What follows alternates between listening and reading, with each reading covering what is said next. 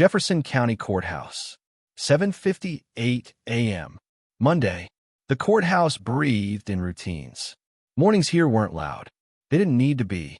The shuffle of tired heels on linoleum, the tap of keyboard strokes from court reporters, the half-mumbled names read off case dockets. All of it was part of a mechanical rhythm that moved people through justice like cattle through gates. Judge Margaret Ellis adjusted her glasses and scanned the first docket. Petty theft, trespassing, public disturbance.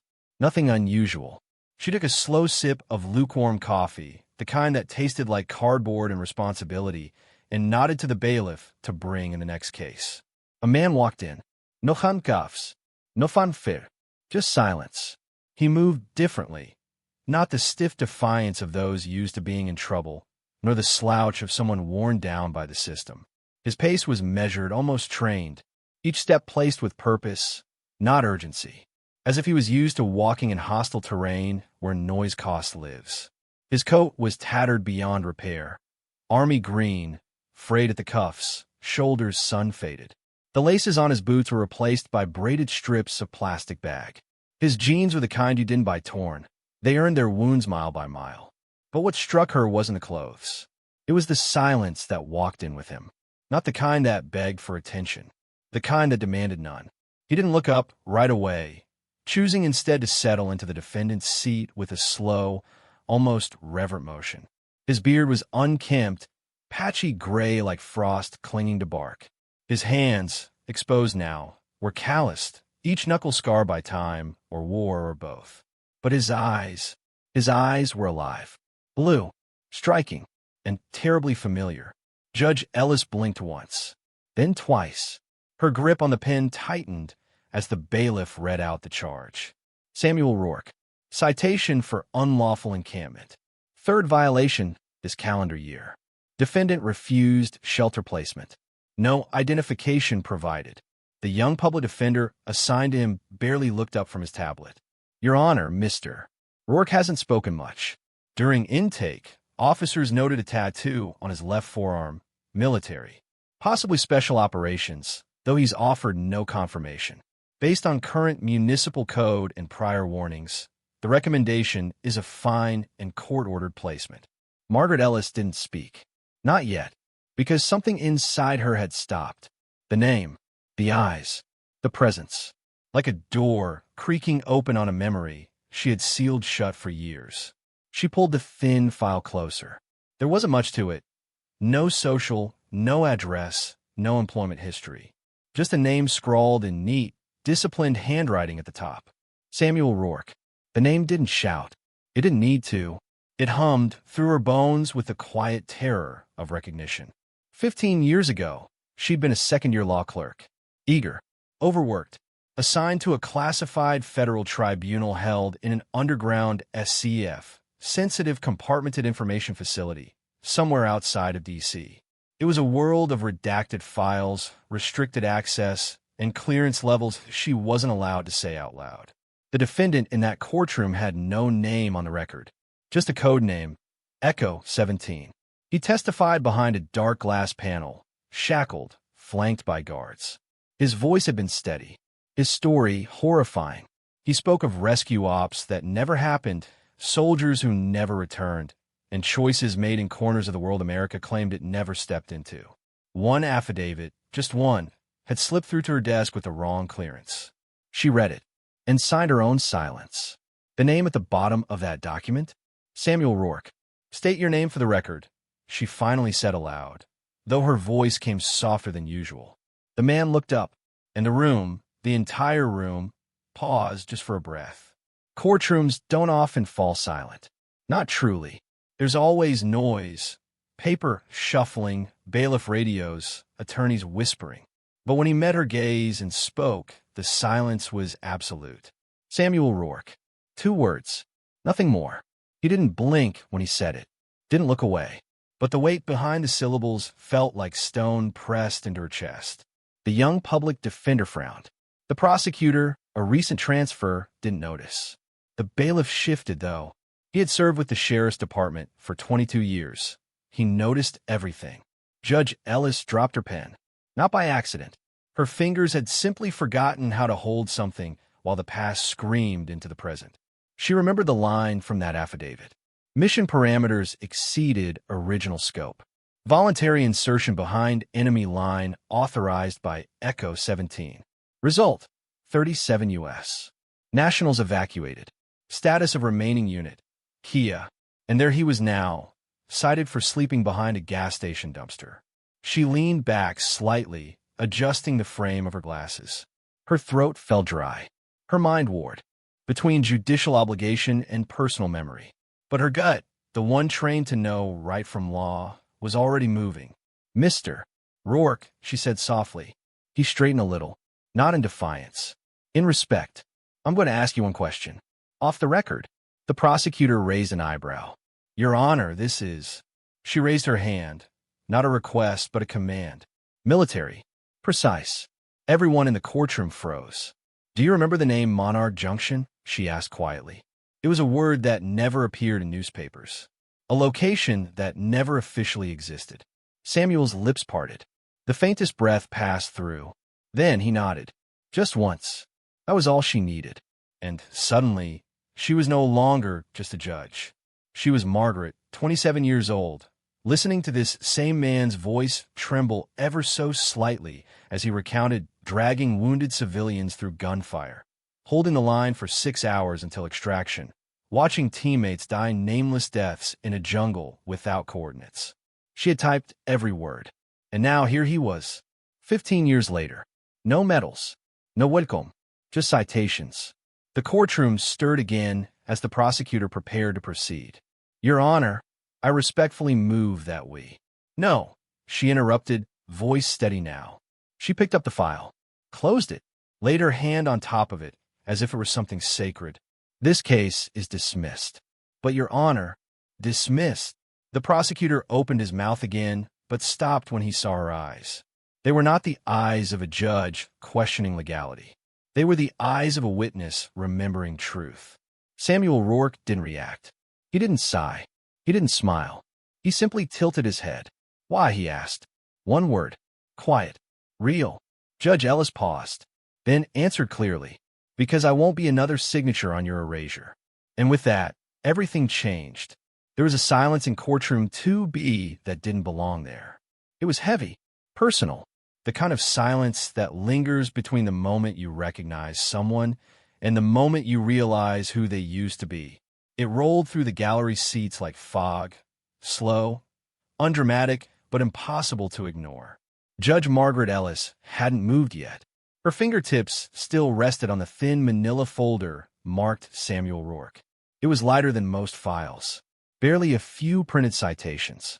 But the weight it carried for her personally, classified briefings, underground chambers of voice behind glass, made it feel heavier than every other case that morning combined. She looked up again. Rourke was watching her quietly. No expectación, no gratitude, just a soldier's stillness. The kind trained in a men who'd learned to listen for threats, even in friendly territory. His eyes didn't waver, and neither did hers. Then she stood. It was not a sweeping gesture. No gavel slam. Just a slow, controlled rise, as if her body already knew the moment deserved reverence. Gasps rippled across the room. The bailiff, Sergeant Halbridge, took a step forward by instinct. He'd seen judges stand, of course, but never in the middle of a hearing. Never for a defendant. Judge Ellis took off her glasses, folded them, placed them neatly on the bench beside the unopened law book she hadn't needed that morning. "I'm dismissing the charges," she said, her voice barely above a whisper, but it carried. The prosecutor's mouth opened, but the look in her eyes held him in place. Even his legal training, armed with citations and procedural objections, couldn't override what he saw. This wasn't a judicial decision. This was something deeper, older, like honor walking back into the room. She stepped down from the bench, not toward her chambers, not toward protocol.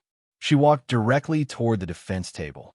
The young public defender, still thumbing through outdated court notes, looked up in time to see a judge standing before his client.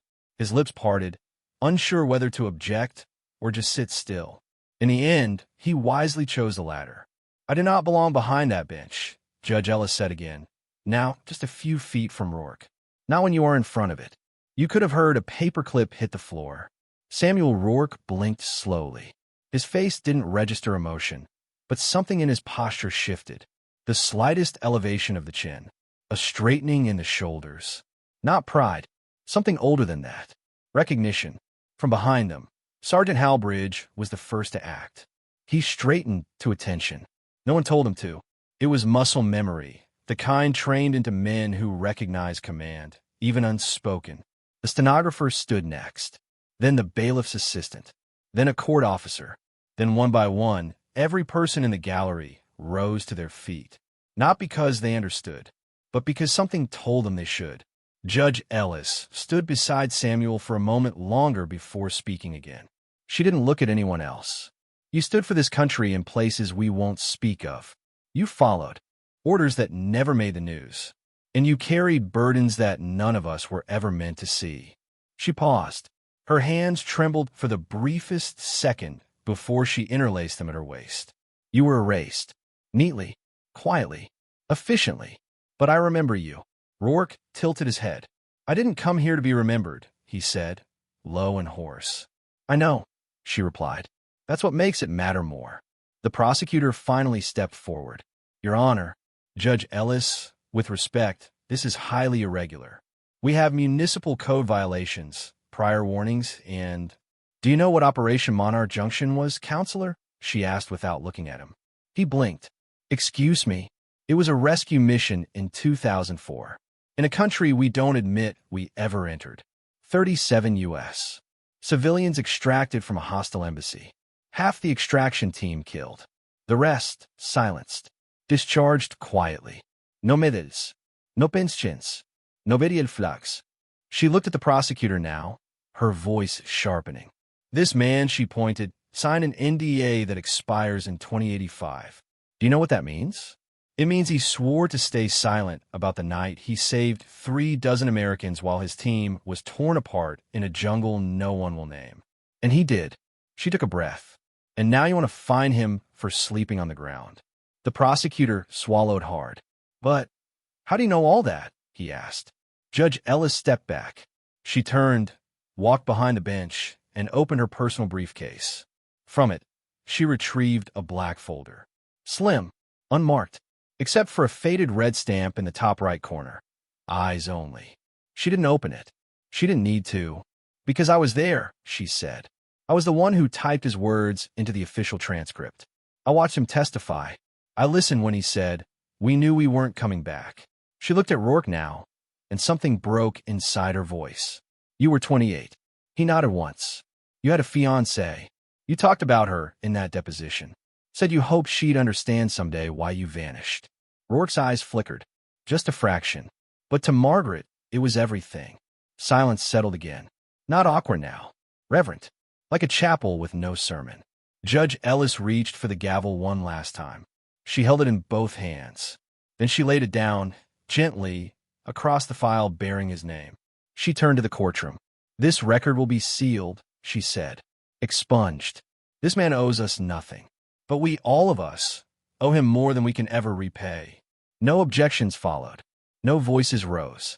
Just a room of people who, for once, understood that justice didn't wear robes or carry gavels. Sometimes it walked in wearing torn boots and a borrowed coat. And sometimes the right thing didn't follow the rules. It rewrote them. As she walked toward the rear exit, Judge Ellis paused at the door. She turned once more to Rourke. No words, just a nod. And from him, a return nod. Small, steady, the kind of thing two soldiers might exchange across a battlefield, long after the war had ended. Then she pushed open the door and was gone. Samuel Rourke remained seated a moment longer. The courtroom no longer buzzed with impatience or confusion. There was no more docket to rush through. No one yelled, "Next case," because everyone had seen something today that didn't fit on any legal form. He rose quietly. The bailiff stepped aside. The public defender watched him like someone who just realized he had been sitting beside a monument and hadn't known it. Samuel Rourke walked through the aisle without looking back, and one by one, every person in that courtroom stood again.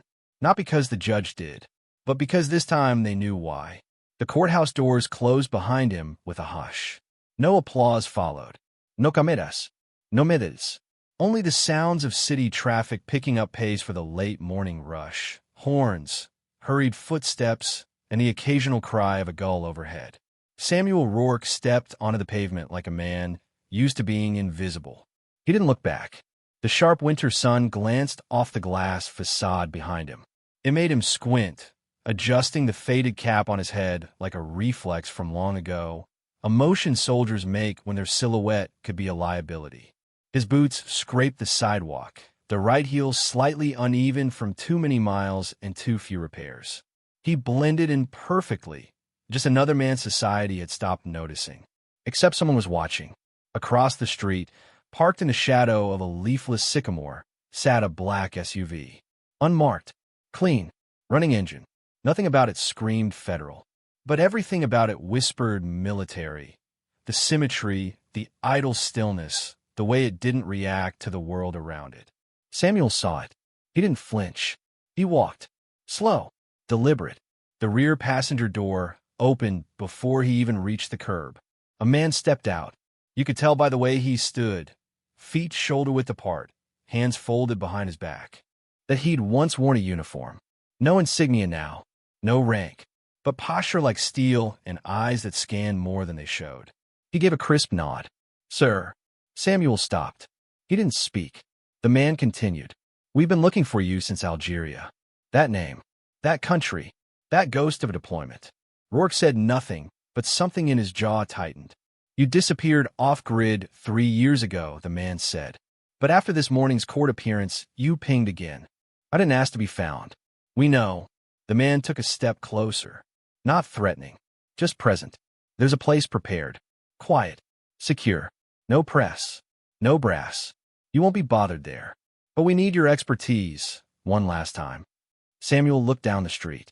Across the intersection, a mother was holding her child's hand, waiting for the crosswalk to blink green. The child wore a backpack too big for her frame, bouncing on her back with each step. Rourke watched them for a moment, then turned back. What kind of problem? The man's reply was immediate. The kind only someone like you would understand. The kind without clean lines or exit plans. I'm done with that kind. We believe you, but some things follow you home. A long pause. Then Rourke gave the smallest nod. A decision made. He climbed into the SUV.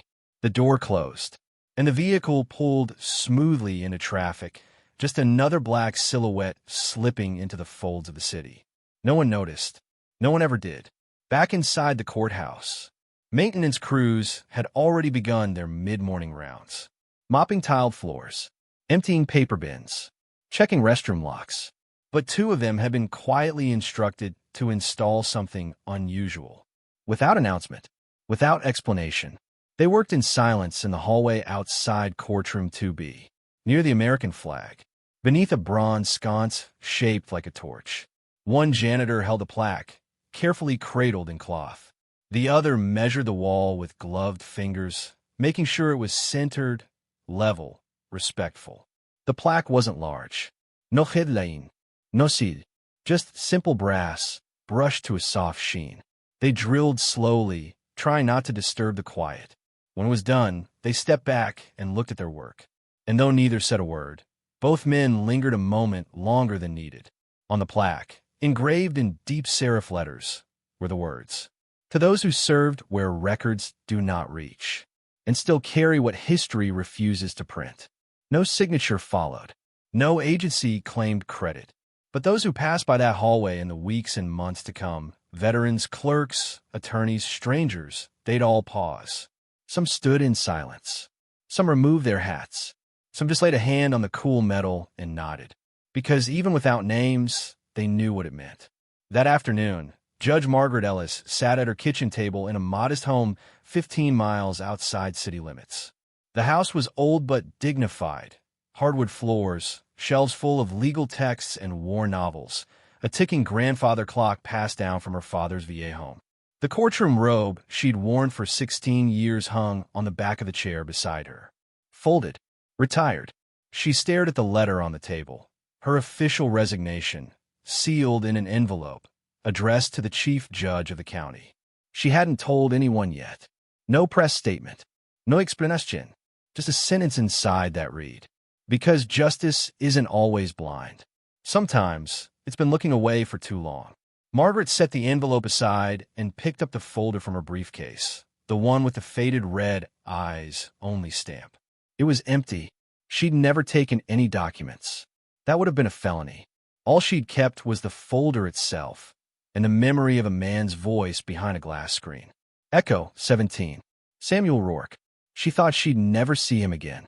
She thought he'd died with the others, buried in a jungle they couldn't name, lost to a mission the country never claimed. But he had survived. Not to lecture, not to avenge, not to ask for anything. He had survived to carry the weight of what no one else would. That evening, a court clerk stayed late, sorting through reassignments and unfinished entries. She passed by the new plaque and paused. Something about the engraving stirred her. She didn't know why, but it made her step a little slower that night. In the file room, she found a post-it note on her desk, written in Judge Ellis's unmistakable handwriting. It read, "Some cases are never really about law. They're about memory, and memory, when shared, becomes a kind of justice." The clerk read it twice before placing it gently inside her desk drawer. She'd keep it, like a whisper handed down, like a way to remember what kind of world she wanted to live in. And miles away, in a secure facility behind a private road lined with tall pines, Samuel Rourke stood looking out a window. There was no one around, just trees, snow-covered silence, a fire already lit inside. The hearth. He removed his cap and placed it on the table. He ran a hand across his weathered face and let out a long breath. Not relief, not burden, just stillness. Then a knock came from the hallway. He turned. The man from the SUV stood in the doorway. No file in hand, no documents, just words. "It's time, sir." "They're ready." Samuel nodded once, then stepped into the light. The plaque had no ceremony. It simply appeared one morning in the courthouse hallway outside courtroom 2B, gleaming softly in the first light of day. Brass letters, clean engraving, no ribbon, no podium, just 4 screws holding it to the wall beneath the American flag. To those who served where records do not reach, and still carry what history refuses to print. Some whispered it had been authorized by the governor. Others claimed a man in military dress, no insignia, no name tag, was seen standing by as the maintenance crew secured it into place before sunrise. The truth never surfaced, and no one pressed for it, because everyone who passed it seemed to understand. This wasn't a plaque about glory.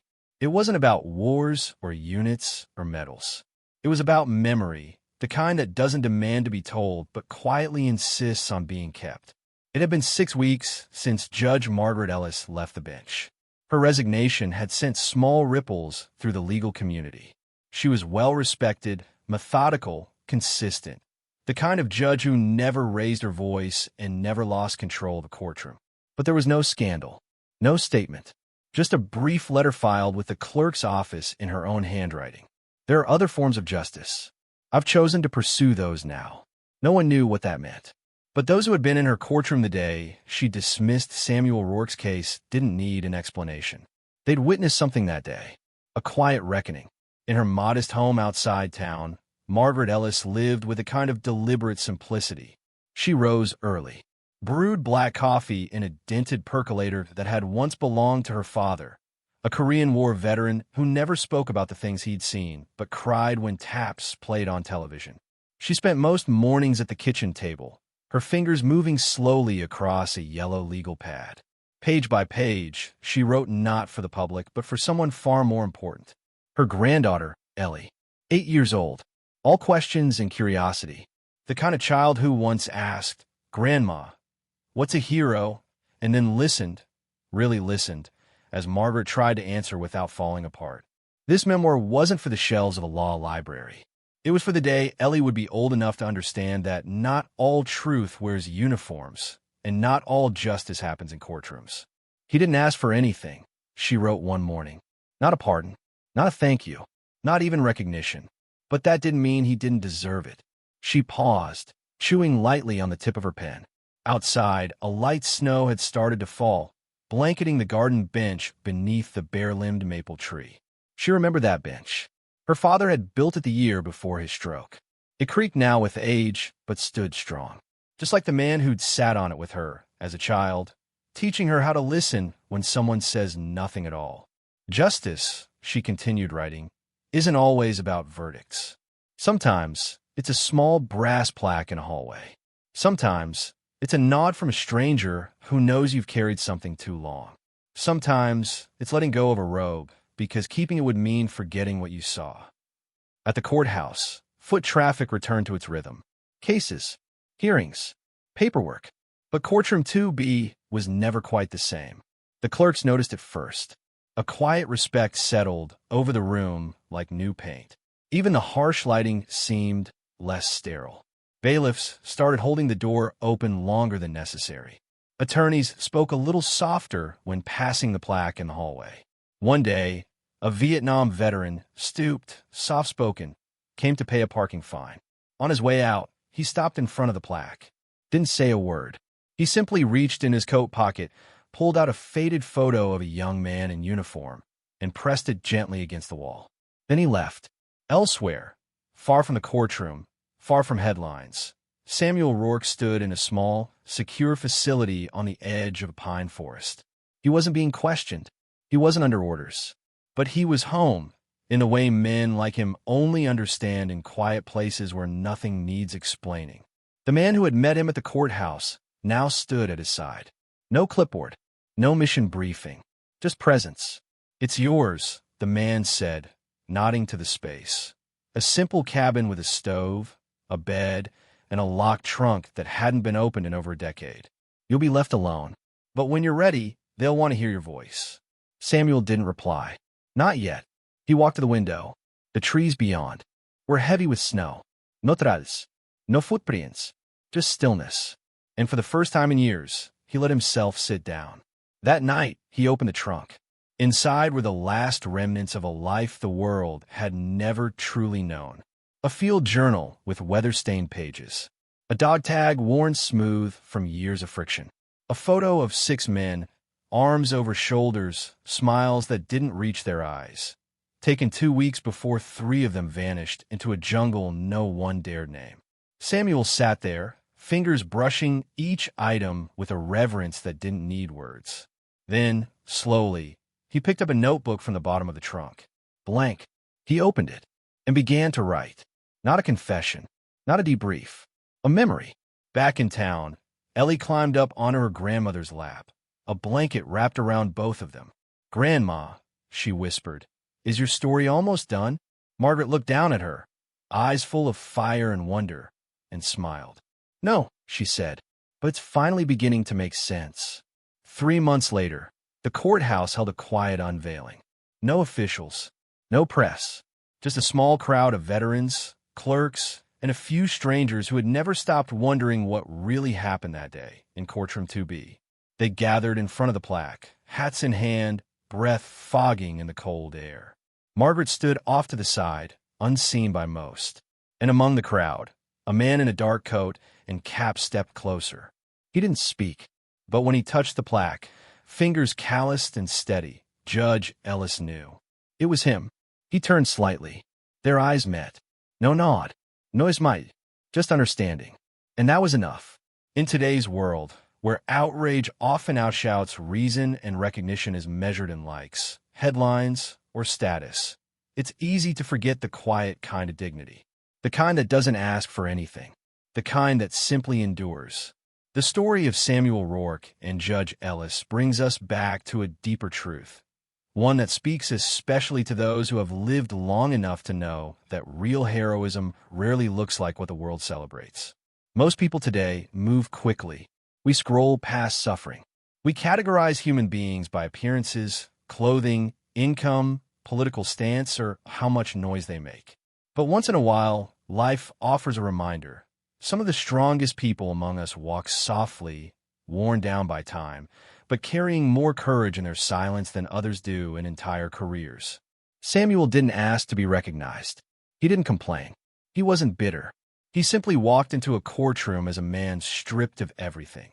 his name nearly forgotten, his service buried in classified ink. And yet he stood with the quiet strength of someone who had already made peace with being unseen. And then one person remembered.